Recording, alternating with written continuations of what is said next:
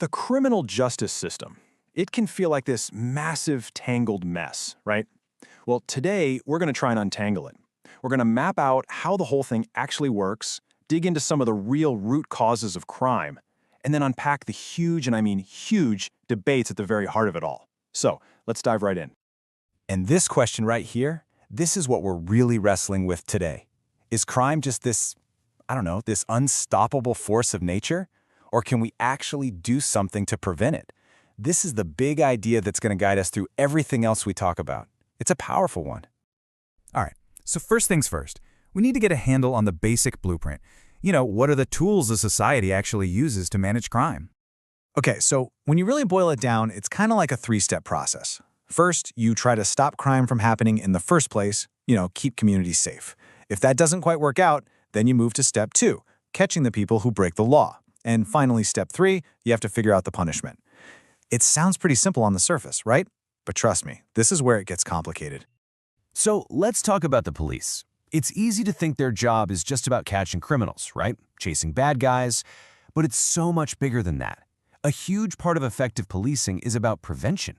It's about being a real part of the community, getting into schools, talking to young people, basically trying to stop crime before it ever even happens. Okay, so once a law is broken, we get to the punishment phase. And the system basically has 2 main tools in its toolbox here. For smaller stuff, you've got fines. But for the really serious crimes, that's where prison comes in. And the #1 goal there, at least on paper, is to take dangerous people off the streets to keep the public safe. Simple as that.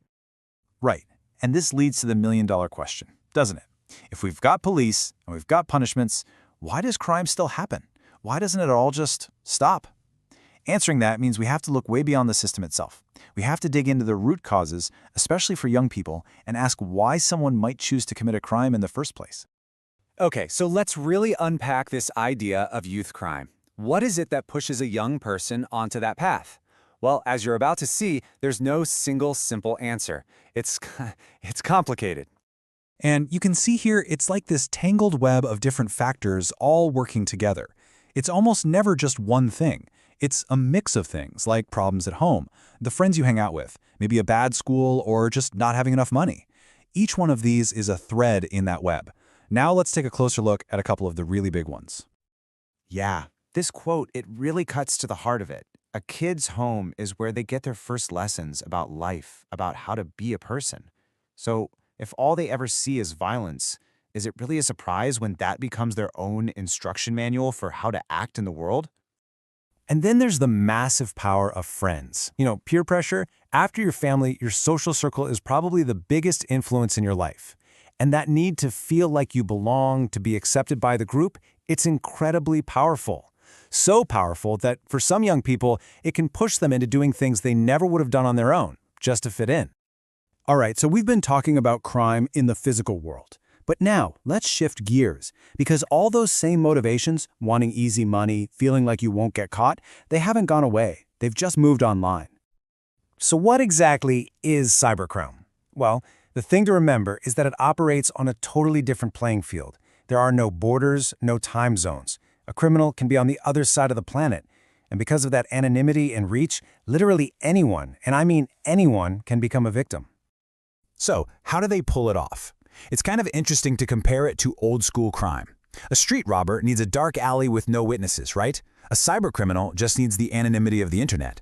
A burglar might use a crowbar to force a door. A hacker looks for a weakness in a security system. Or, and this is the really clever part, they don't attack the technology at all. They attack us. And that's the key. This is so important. Cybercriminals know that the biggest security weakness isn't a piece of code. It's us. They use this technique called social engineering, which is really just a fancy way of saying they manipulate you.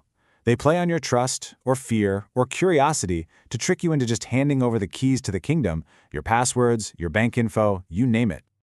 Okay, so we've looked at why crime happens, and how it happens, both on the streets and online. But now let's get back to the system itself and ask one of the biggest, most fundamental questions there is. What are prisons actually for? I mean, really think about it. Once someone is caught and convicted, what's the end goal? Is it just about punishment? Or should we be trying to rehabilitate them, to fix whatever it was that led them to crime to begin with? This is a huge fork in the road, and the answer completely changes what we think a prison should be. And you can see the two sides of that argument laid out right here. On the one hand, there's a real danger that prisons just become, well, schools for crime. You put a bunch of criminals together, they make connections, and many come out even more likely to reoffend. But then there's the other vision, rehabilitation. The idea that you use that time inside to give people an education, teach them a trade, and actually try to make them better citizens so that when they get out, they don't go back to a life of crime. And that whole debate about punishment leads us to the most intense, the most polarizing topic in all of criminal justice: capital punishment, the death penalty. You know, the arguments here are incredibly strong on both sides. People who support it say it's the ultimate deterrent, that it's a form of just revenge for terrible crimes, and that it guarantees an offender can never hurt anyone again. On the other side, opponents raise some massive points. The risk of executing an innocent person is irreversible. They argue it doesn't actually lower crime rates. And then there's the huge moral question: should we, as a society, have the power to take a human life? So, after all that, we've kind of come full circle. We've seen the system's blueprint, we've dug into the why behind crime, and we've waded into these massive, complex debates. And it leaves us with this final, huge question to think about.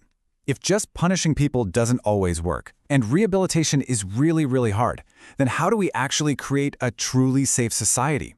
Is the answer more about prevention, stronger communities, better schools, or something we haven't even touched on? Honestly, there's no easy answer, and that's the fundamental challenge at the very heart of criminal justice.